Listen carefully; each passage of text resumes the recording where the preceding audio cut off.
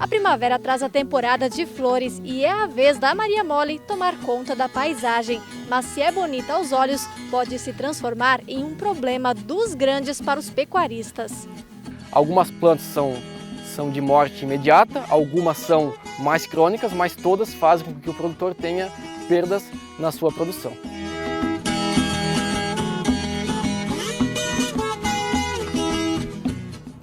Olá, seja muito bem-vindo a mais um Vale Agrícola, um programa de agricultor para agricultor, mas que também pode inspirar e informar você da cidade.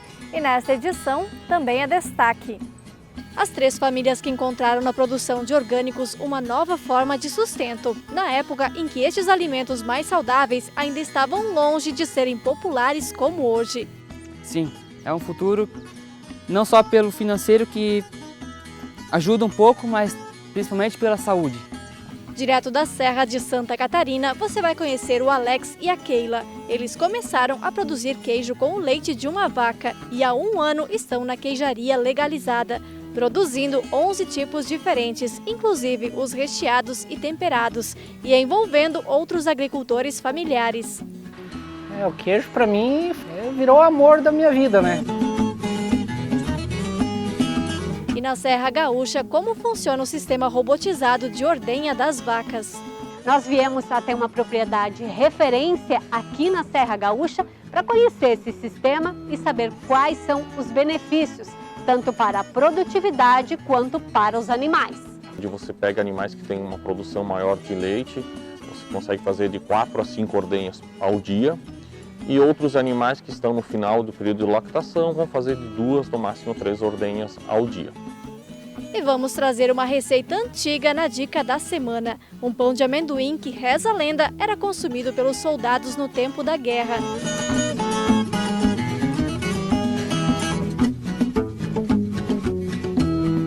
E o chimarrão já está pronto? Pegue sua cuia e fique com a gente. O Vale Agrícola cheio de informação para você está só começando.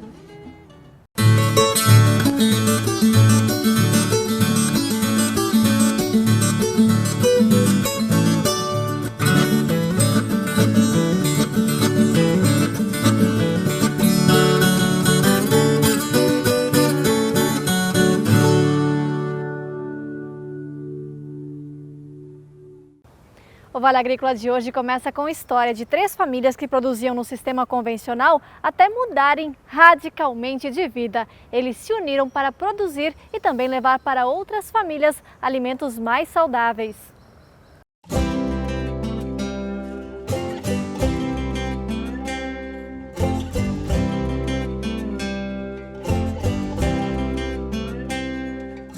Dizem que quanto mais colorido, mais saudável. E sendo tudo orgânico e certificado, melhor ainda, né? Agora já pensou em desfrutar de uma variedade imensa de produtos orgânicos direto da banca do produtor, todos assim, fresquinhos, semanalmente? Quem compra e também para quem vende, como é o caso de 3 famílias de Presidente Nereu, que se uniram para levar saúde à mesa de muitas famílias.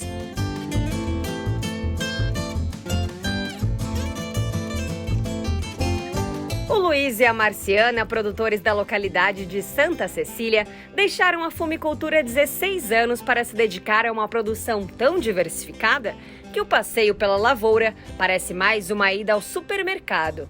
São pelo menos 50 itens orgânicos diferentes. Escolha que mudou completamente o futuro do casal e dos 3 filhos. Na época eu estava muito doente, né? Plantava fumo a minha vida toda, né? Daí eu tinha que mudar, né? Para me cuidar da saúde.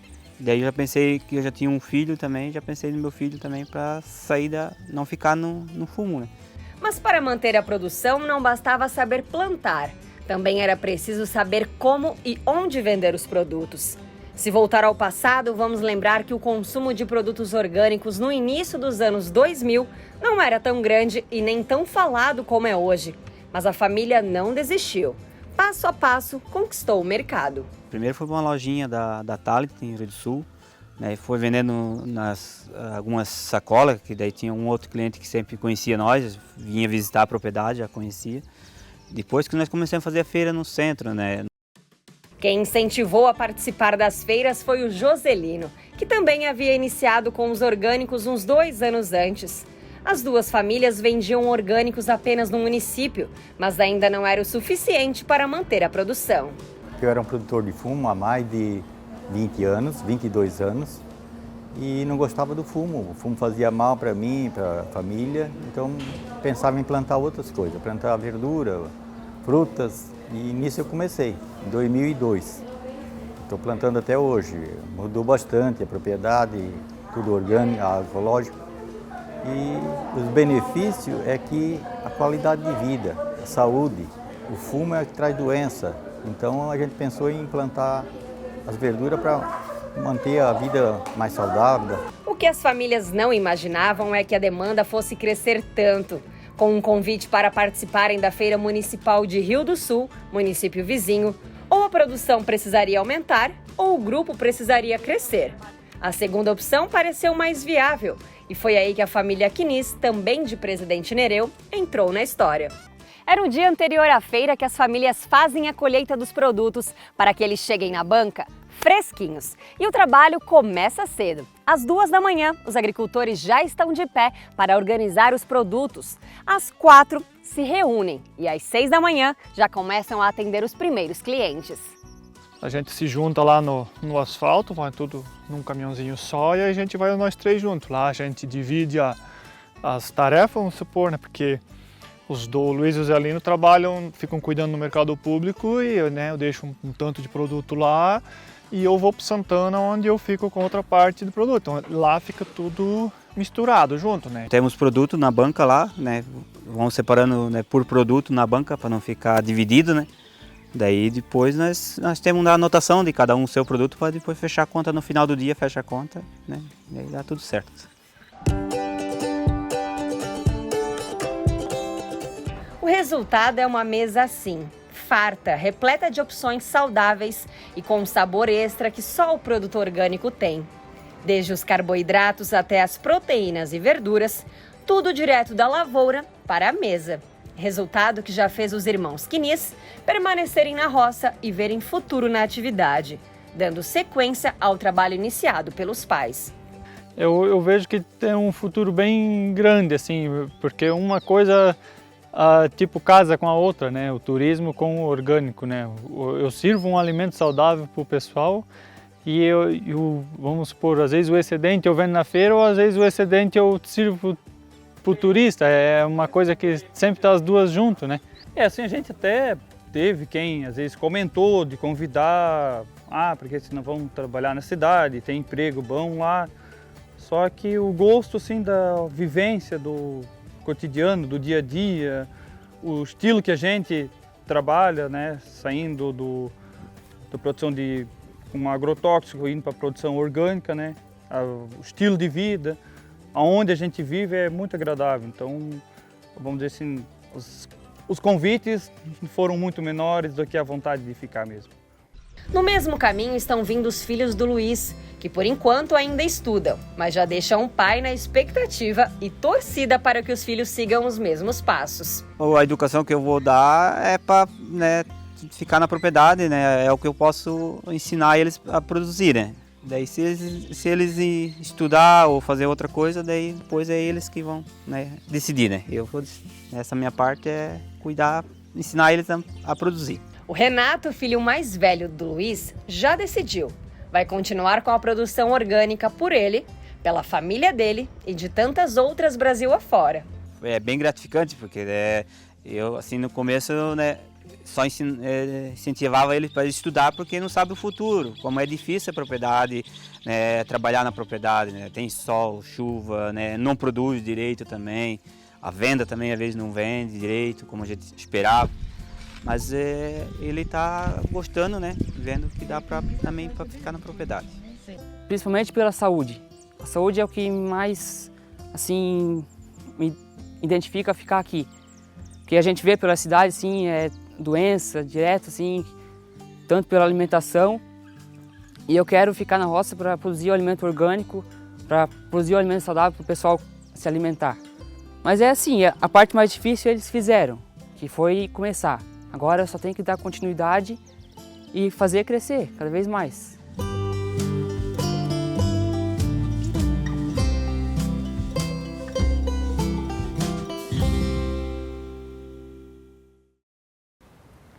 Nesta época do ano, os campos ficam floridos aqui na região sul do Brasil com uma planta nativa, conhecida como flor de outubro, flor de finados ou Maria Mole.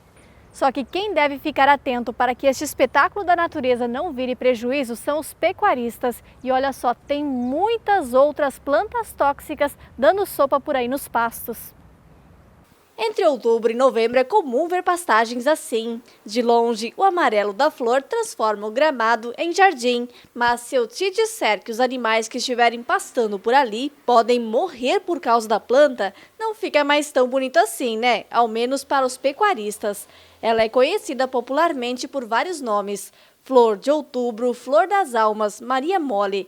Nome científico, Senécios brasiliensis. É nesta época do ano que a gente lembra dela, mas a preocupação deveria ser o ano inteiro. A principal forma de intoxicação é quando se faz um pré-secado, se faz uma silagem e dentro do capim que é cortado, no próprio milho, existem essas plantas. Daí, através do processo de armazenamento desse volumoso, os animais vão ingerir junto com a silagem ou com o pré-secado e acabam se intoxicando. Geralmente é pela planta jovem e não pela planta florescida. O médico veterinário explica que a planta ataca de forma crônica o fígado das vacas. Como se trata de uma planta de intoxicação crônica, geralmente acomete animais que vivem por bastante tempo na propriedade, alguns anos na verdade. Os animais devem ingerir essa planta durante todo esse período e em algum momento vai começar a emagrecer, vai começar a ter diarreia e um dos sinais clínicos é bastante dificuldade em defecar no final, ascite, que é esse abalamento do abdômen e por consequência morte desses animais. A ingestão de plantas tóxicas é a principal causa da morte de bovinos adultos no Brasil. São mais de 50 espécies catalogadas. Seu Edemar, morador de Petrolândia, em Santa Catarina, é um dos criadores que tem calafrios só em tocar no assunto. Há cerca de um ano, ele perdeu 8 vacas de uma só vez após colocar os animais muito cedo no piquete com capim-sudão. O capim estava assim, não bem 1,5 metro de altura, né? Daí eu ia esgadear um pedaço para samear mais semente que nós tínhamos. Aí eu só passei o fio em redor, botei as vacas em cima, aí estava 50 minutos em cima. Daí quando eu vim para tocar elas para fora, uma parte já, né, eu vi, estava aqui pro lado de cima ali. Daí quando eu cheguei no descer lá, eu já vi vaca deitada lá. Daí eu voltei para casa para pegar o antitóxico, aí nós fizemos. Aí quando eu fiz as 2 primeiras, daí quando eu cheguei nas outras para fazer, as 2 primeiras já estavam mortas. Daí assim, 7 foi em pouquinho instante, estava tudo morto. Daí 4 ainda nós conseguimos salvar, depois das, né, mas 7 morreram, né? O capim-sudão, assim como o sorgo de pastejo, o ideal é que seja consumido ele com uma altura maior do que 30 a 40 centímetros e com mais de 5 semanas após o plantio. Quando a planta é muito jovem, ela tende a concentrar um pouco mais o ácido cianídrico, por consequência trazer prejuízos ainda maiores. A mesma coisa a gente pode refletir e colocar no sorgo para silagem. Também o ideal é que não se faça o corte dele com menos de 80 centímetros. Outro método de evitar qualquer situação dessas é fazer com que os animais sejam alimentados um pouco antes de soltar no piquete, pois o rumen não vai estar totalmente vazio. Dessa forma pode-se evitar qualquer complicação maior. E tem mais pegadinha quando o assunto é pastagem. As principais culturas de inverno, como a aveia e a azevém, também podem causar intoxicação e morte repentina dos animais, com uma combinação de clima e adubação, que elevam os índices de nitrogênio e, se consumidos pelo animal, convertem em nitrito e nitrato, que causam deficiência respiratória. E como acontece isso? Pelo excesso da adubação nitrogenada, seja ela por esterco de suínos ou pela ureia propriamente dita, seguidas de períodos muito ensolarados, com pouca chuva ou até mesmo nublados, e quando acontece essa chuva, o produtor solta esses animais logo em seguida, então todo aquele nitrogênio que estava no solo, a planta absorve, o animal come dessa planta, converte nitrito em nitrato, que vai dar sinais de deficiência respiratória, incoordenação motora e morte em poucas horas também. Outras plantas tóxicas da pastagem são guanchuma ou matapasto, carrapicho, o pessegueiro bravo, quando as folhas caem no pasto, miu-miu, cestron e samambaia. Esta última principalmente na fase que tem brotos novos. Puro veneno para os animais, com potencial principalmente para desenvolver carcinomas ou câncer. Ela pode se apresentar de duas principais formas. A forma aguda, que causa bastante anemia e bastante sangramento no animal, pois essa intoxicação acontece em poucos meses, causa necrose de medula óssea, que por consequência tem falha no fator de coagulação e qualquer pequena batida, pequeno sangramento se torna uma complicação muito grande. Geralmente acontece em animais mais jovens e geralmente é o consumo do broto da planta. Quando se fala das apresentações da doença da forma crônica, ela pode ser tanto o carcinoma de base de língua, de esôfago, o conhecido cravo na garganta, cravo na goela, ou ainda na entrada de rumen, que quando for carcinoma de entrada de rumen, pode causar timpanismo. O pai falava que a samambaia era, né, as vacas urinavam sangue, né? Isso eu sabia, né? Agora que nem a Maria Mole ou mata-pasto, né? Isso eu não sabia, né? Estas plantas tóxicas que a gente citou têm uma característica em comum. É difícil acabar com elas no pasto. A orientação para ser mais eficiente é cortar a Maria Mole bem agora, na época de flor. A samambaia desaparece com correção de calcário e as demais cortando ou arrancando. O médico veterinário lembra que, como estas plantas não são palatáveis, são procuradas pelo animal quando há falta de comida no pasto. E sem dúvida, algumas plantas são de morte imediata, algumas são mais crônicas, mas todas fazem com que o produtor tenha perdas na sua produção. Não dá mais para perder nada, né, hoje, né? Hoje está tudo difícil, né? Aí é um pacote. Das curiosidades da natureza, a Maria Mole, por exemplo, tem esta flor que é muito boa para a produção de mel. Por outro lado, a planta acaba sendo tóxica para o gado. Ainda nesta edição, o passo a passo da produção de queijos. Desde o cuidado com as vacas de leite, a chegada na indústria, os testes necessários, o processo de fabricação do tipo serrano, que ganha muitas variações na mão do Alex, que herdou o gosto por este trabalho com a mãe. O Vale Agrícola vai agora para um intervalo curto e na volta vamos falar de tecnologia. Como funciona a ordenha robotizada, onde as vacas escolhem o melhor momento para a ordenha. Vamos visitar uma propriedade modelo no Rio Grande do Sul.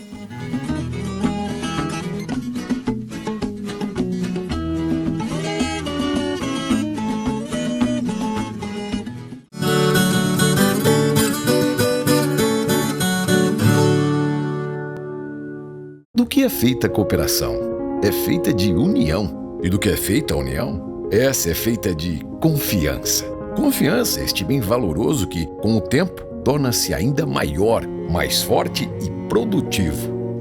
E a gente sabe bem disso, porque já são 50 anos que cultivamos a confiança dos associados, clientes e colaboradores como nosso maior patrimônio. Cooperativa Cravil, 50 anos. Uma história de confiança. Você já imaginou qual é o seu lugar no mundo? Um local que te conecte às suas raízes, que te inspire liberdade e abrace seus sonhos, que te presenteie com a experiência mais marcante da sua vida. Conheça as Chácaras Lamartina.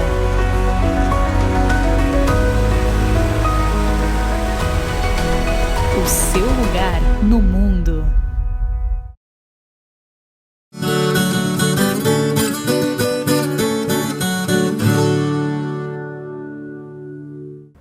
A produção de leite é uma das atividades que mais dá trabalho no campo, exige dedicação diária. Só que tem agricultor que já testou a ordenha robotizada e aprovou. Pelo sistema, as vacas são ordenhadas conforme a necessidade. Elas decidem sozinhas ir até o local da ordenha. Nós fomos conhecer uma propriedade modelo na Serra Gaúcha. O barulho não engana.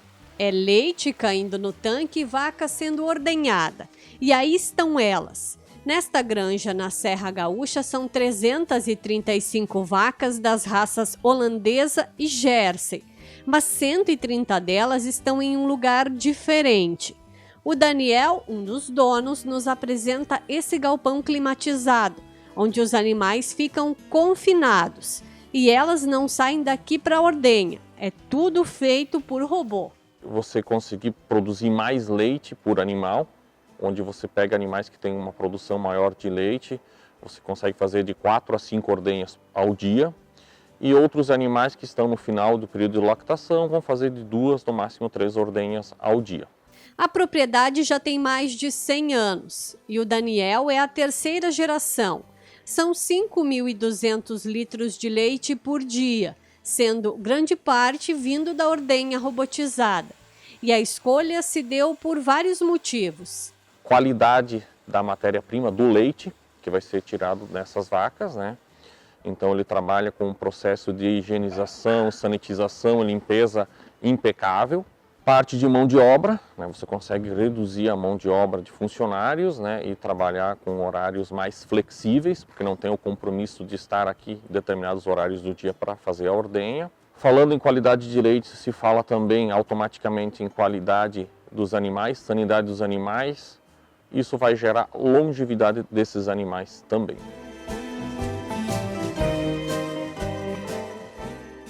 O sistema de ordenha robotizada é bem recente no mundo. Surgiu somente na década de 80. E aqui no Brasil é mais recente ainda. O primeiro foi implantado em 2015, em uma propriedade lá no Paraná. Entre os principais benefícios está o bem-estar das vacas, que conseguem desenvolver os seus comportamentos naturais, se estressam menos e assim produzem mais. Isso acontece porque elas têm liberdade de escolher a hora que comem, a hora que dormem e a hora de serem ordenhadas. São 2 robôs, um em cada canto do galpão. Ao passarem por ele, o equipamento prende a vaca e analisa se ela precisa de ordenha.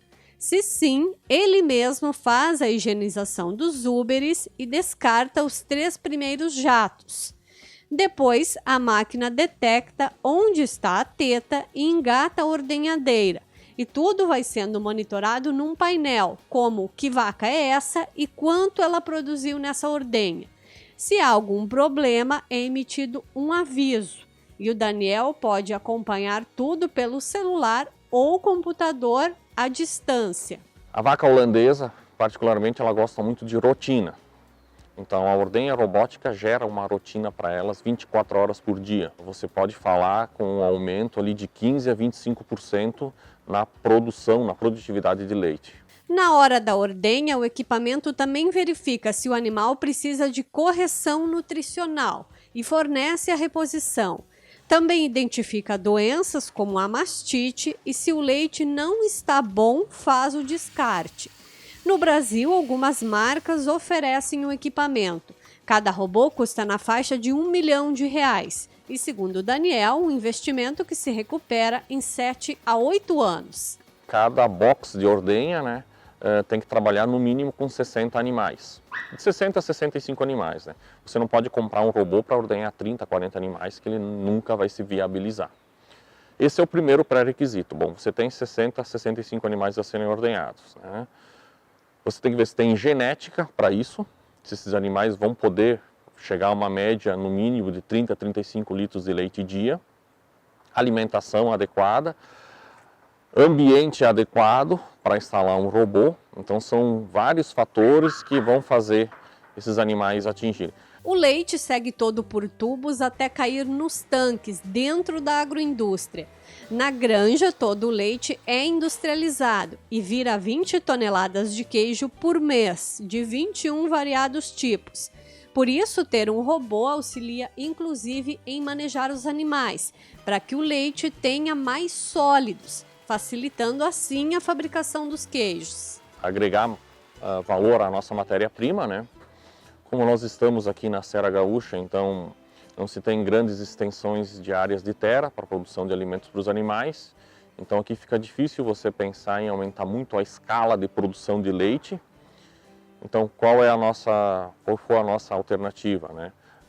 Agregar valor à matéria-prima. Então conseguir processar o nosso leite, podendo dobrar o faturamento dentro da propriedade, com a mesma quantidade de área de terra e de animais. A produção média de cada vaca está em 40 litros por dia, mas algumas atingem picos de até 80 litros, como as campeãs de leite da Expo Inter deste ano, com 69,66 quilos de leite na categoria jovem e 83,68 quilos na adulta, e que renderam o tradicional banho de leite. Mas eu sempre falo, o que paga a conta é o leite. Então você vai ter que ordenhar assim, pensando sempre no mínimo 2.000 litros de leite por box de ordenha, né? Falando no mínimo, né? O ideal é ordenhar 2.500 litros de leite para poder justificar essa compra, essa aquisição.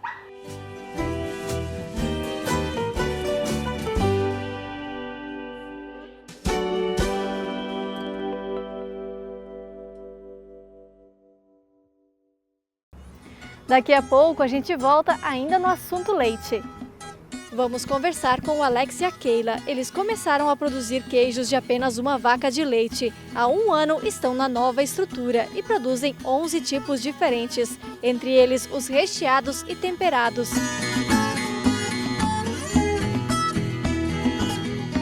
E a Marli vai ensinar a preparar um pão de amendoim. Conta a história que a comida era levada para as trincheiras durante a guerra, pelo alto valor energético e a capacidade de aguentar por vários dias.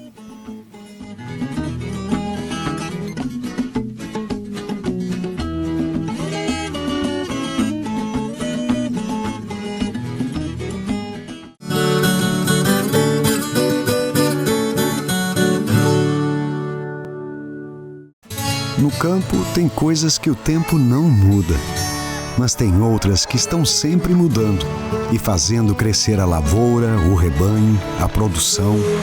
E o Sicoob faz parte dessa evolução, dando apoio, transformando a vida de quem também tem raízes nesse chão. É por isso que cooperar com as mudanças no campo vai ser sempre a nossa maior tradição. Sicoob, somos feitos de valores. Deixa eu te contar, sou muito conhecida como a picape raça forte do Brasil e te levo a lugares e aventuras extremas. Afinal, com a minha nova suspensão, você vai viver experiências incríveis com muito conforto. Quando você me dirigir, vai concordar e entender por que sou eleita o carro do ano. E aí, está esperando o quê para me conhecer pessoalmente? Te espero para um test drive nas concessionárias Auto Plus Ford. Assinado Ford Ranger. Fornos Freitas, especialista na fabricação de fornos e fogões a lenha. Está sempre inovando para oferecer os melhores produtos. Forno a lenha, forno com fogão conjugado, discos para frituras, lareiras, fogões a lenha com chapa de ferro fundido, fogões a lenha com chapa vitrocerâmica e visor vitrocerâmico alemão. Fornos Freitas, assados com mais sabor.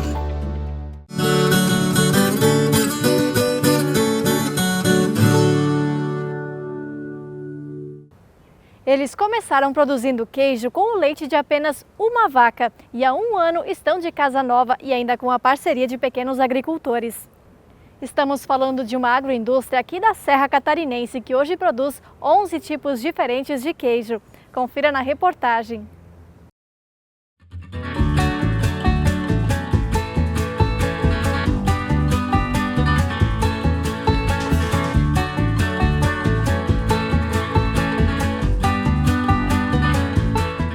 Para contar esta história de empreendedorismo e de amor, estamos em Correia Pinto, região serrana de Santa Catarina. A mesa chama atenção pela beleza e pela diversidade. Tem queijo comum, mas são os temperados e recheados que caíram no gosto e transformaram a história da família Burato. O queijo para mim virou o amor da minha vida, né? O Alex vem de uma família de queijeiros. Desde criança ajudava a mãe a preparar e nunca teve dúvidas da profissão a ser seguida. Eu fui para o colégio agrícola, né? 2004, já com esse intuito aí de estar fazendo a queijaria. E quando a gente morou no interior aqui de Correia Pinto, a gente tinha uma vaquinha ali só. E começou a fazer. E a gente fazia, vendia pro amigo, pro vizinho, começou assim. Mas o Alex sempre querendo mais, querendo mais. E eu sempre tinha aquele receio, eu já ia freando mais a coisa, né? Porque eu sabia que dependia de um investimento bem grande, né? Da produção de uma vaquinha só para 350 litros de leite por dia, de um queijo colonial serrano para 11 tipos diferentes, da cozinha de casa para uma queijaria dentro de todos os padrões exigidos pelos órgãos de fiscalização. O terreno veio de uma parceria com a prefeitura e a estrutura financiada através do Pronaf Mais Alimentos. Chegou um ponto aí que você fica muito limitado, né? Então eu sempre falava para minha esposa, eu acho que vamos buscar os recursos para a gente fazer dentro do que precisa. E eu acho assim que para as pessoas que querem fazer, pegar e fazer tudo que manda a lei. Não adianta você querer fazer como você bem entende. Para falar de como começa a produção, estamos no campo. Na região de assentamento, a poucos quilômetros da queijaria, mora a família Ognibene. São 10 vacas da raça Jersey em produção, criadas no sistema pasto. Rusticidade e o teor de gordura no leite são pontos fortes. Primeiramente, o bicho tem que ser de genética, né? Tem uma genética boa para produzir um leite. Segundo, aí tem que ter um alimento bom, água boa, cuidado bem especial, né, com o bichinho também. Vai tratando aí com a ração, a silagem de qualidade para produzir um leite bom, né? Outro detalhe importante que os criadores fazem questão de compartilhar: as vacas são tratadas com homeopatia preventiva. Que é um produto usado no coxo para elas. E daí elas, além de aumentar a produção, ainda sai um leite de qualidade, né? Você vai tratar uma vaca aí manejar ela no convencional, às vezes você gasta R$500 e não resolve o problema. Assim, na homeopatia tu previne a doença e se aparecer tu consegue resolver com menos custo, né? Para prevenção de mastite e para o parasitário, né?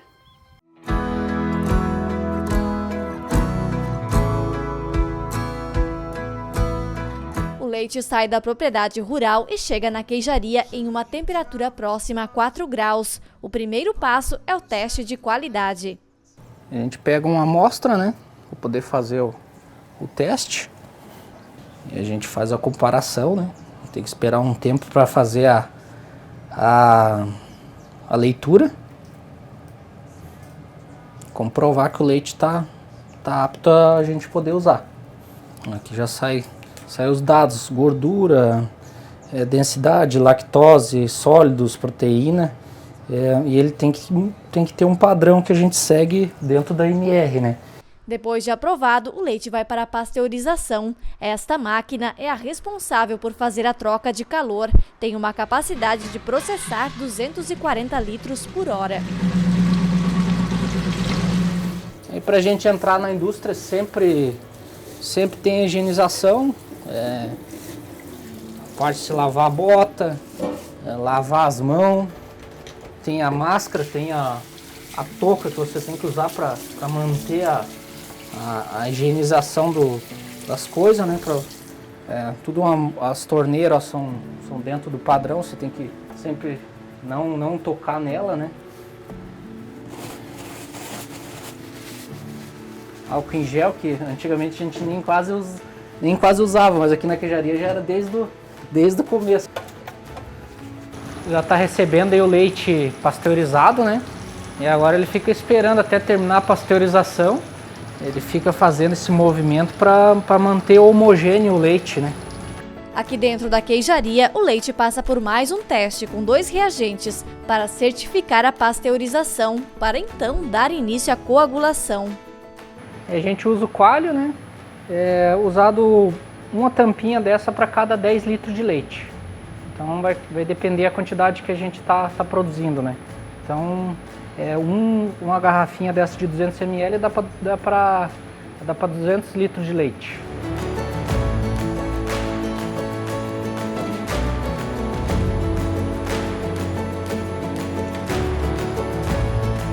Coloca o coalho e a gente deixa 1 minuto mexendo e é só esperar 45 minutos para a massa ficar pronta. O queijo, na hora de cortar, para mim é um dos passos mais importantes. Porque se você cortar a massa fora da época, do horário certo, e ela vai impactar lá no produto final. Então você tem que cuidar muito dela agora na hora do corte, né? A hora que a gente corta, ela tá bonitinha assim, ó. A gente deve começar bem devagarzinho para a massa não ir se desmanchando, né? Então, isso aqui eu prezo muito por isso.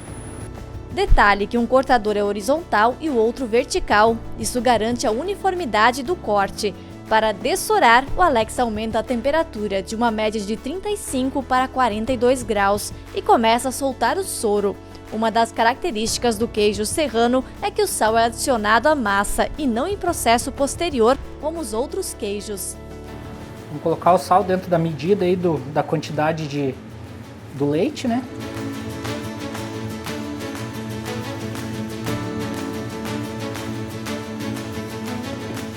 Também tem que ter cuidado pra você não tá estragando a massa também, porque agora é uma parte bem delicada aí pra você não... Na hora que você vai colocar na prensa, ele tem que estar... Não pode estar estragado a massa, né? Na sequência, a massa vai para as caixinhas de meio quilo. O Alex vai mostrar como faz o queijo recheado com doce de leite, um dos mais pedidos. Primeiro, uma camada de queijo. Abre espaço com um copo. Aí agora a gente vai pôr... Tem que fazer a tampinha, né? Fechar a panela, né?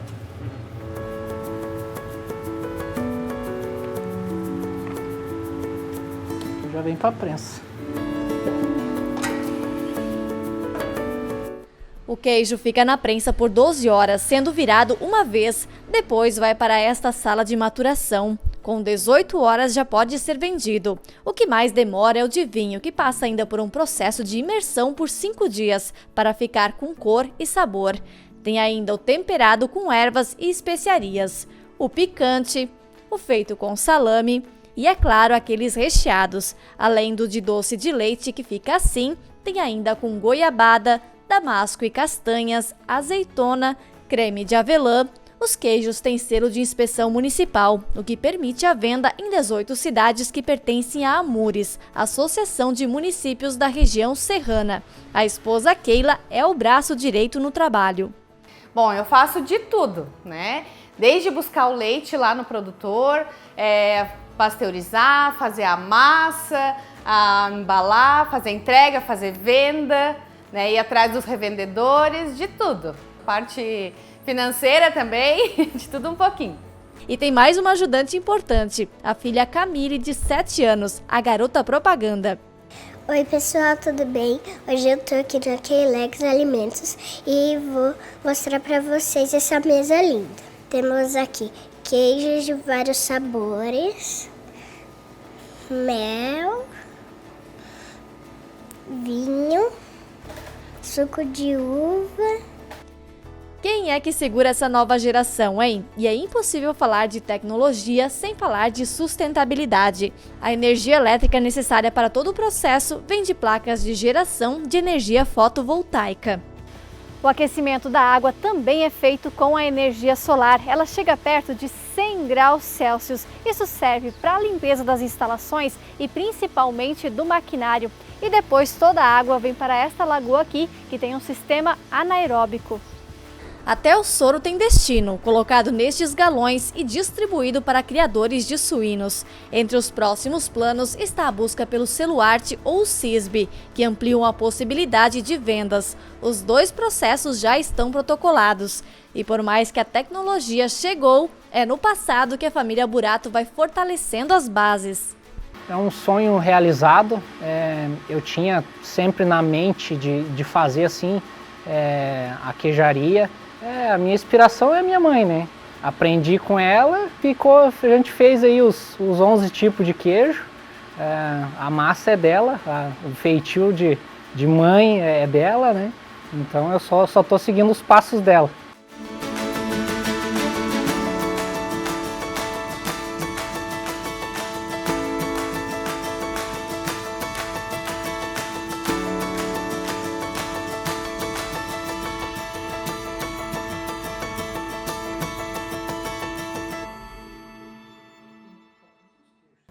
Uma mesa linda de queijos e todos maravilhosos. E agora a gente muda de assunto porque é hora de receita. Hoje você vai aprender a fazer um pão de amendoim que tem muita história. Quem vai ensinar é a Marli.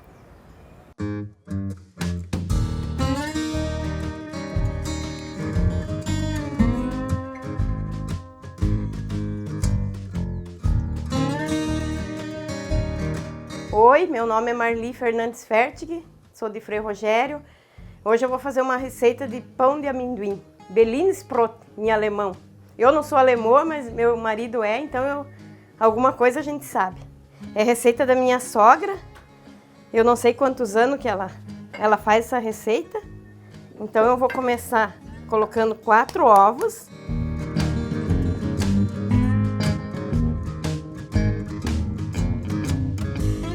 Tá, a receita não tem muito segredo, não precisa fazer muito separado. Eu vou mexer um pouquinho os ovos aqui, que os ovos sempre é bom mexer primeiro. Eu coloco 200 gramas de cristal e 200 gramas de açúcar mascavo. Aqui eu já vou colocar chocolate em pó. Eu coloquei 2 colheres de chocolate em pó e 2 colheres de cacau em pó, que é para ele ficar mais escurinho. Aqui o amendoim, eu ponho no liquidificador rápido para não moer muito. O certo seria picar na faca, mas dá muito trabalho, que daí ele não dá esse farelinho fino. O amendoim é 400 gramas de amendoim cru, moído ligeiramente no liquidificador. Tá, daí eu coloco o leite, são 2 xícaras. Talvez eu tenha que colocar um pouquinho mais.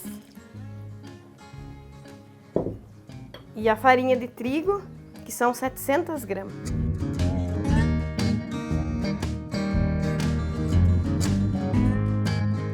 Agora mistura tudo. Não tem também assim muito segredo de misturar demais, só misturando os ingredientes já tá bom.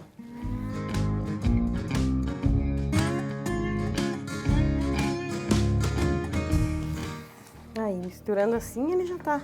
Agora, por último, eu coloco o royal. Fermento, são 4 colheres de royal. Fermento em pó. São colheres de sopa. Ele é bem... vai bastante o royal, porque a massa é bem pesada, né? Ó, você pode ver que ela é bem... Então tem que ser bastantinho royal para ela crescer bem.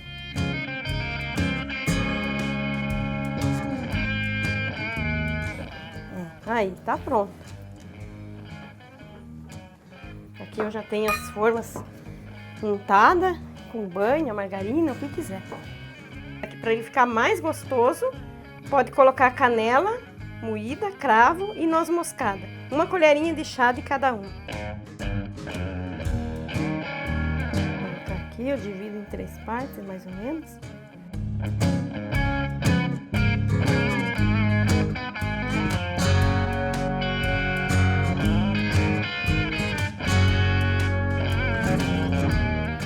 Agora põe na forma, já pode pôr, não precisa deixar crescer, põe direto no forno. O forno é bastante, é de 45 minutos até 1 hora de forno médio. Ele tem que assar bem devagar, que o segredo é torrar o amendoim, né? Ele tem que ficar crocante. No meu forno eu coloco em 200 graus mais ou menos, aí fica de 45 a 1 hora, depende. Então já tá pronto, eu vou colocar aqui.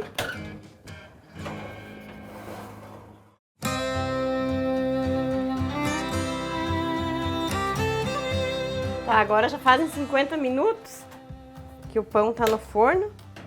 Ele já deve estar assado, eu já vou desligar.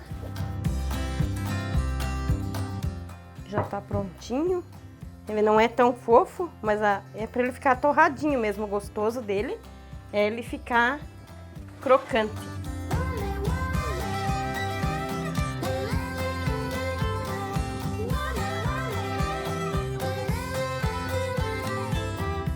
Talvez poderia ter assado um pouquinho mais. Mas daí vai do gosto da pessoa também. Se gostar mais crocante, pode deixar mais uns 5 minutinhos.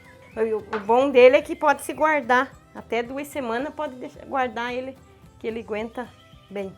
E fica cada vez mais gostoso. Chegamos na melhor hora da receita, que é experimentar. E o Gerson estava falando pra gente que essa receita aqui tem história, né, Gerson? Essa aqui é muito antiga, do tempo da guerra, né? Sim, sim. A minha uma, que é descendente de alemães, né? Que os seus avós vieram da Alemanha e eles usavam muito isso nas trincheiras, nas batalhas, porque é um alimento que ele aguenta vários dias, né? E com certeza muito nutritivo também por causa do amendoim, né? Sim, amendoim. Então isso tem muita energia, então é o que sustentava esse pessoal lá, né? Você não poder sair da trincheira e coisa. E aí com a descendência vieram de lá, a receita veio junto, né? E aí ela veio e se fixou os antecedentes dela em Blumenau.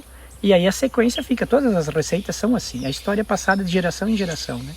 E um detalhe bom é o cheirinho que já sai do cravo, da canela, das especiarias, né? Sim, quando tá no sim. forno, né? Muito bom, muito bom. Vamos comer então? Vamos lá.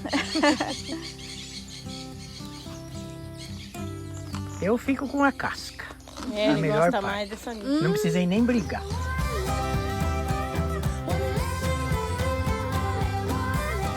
Extremamente crocante. Maravilhoso. A gente até nem imagina que vai sair dessa forma. Realmente muito crocante. 100 gramas de amendoim, por que é tão energético e dava tanta resistência ao pessoal? 100 gramas de amendoim tem 380 calorias, então a coisa é muito boa. Muito gostoso.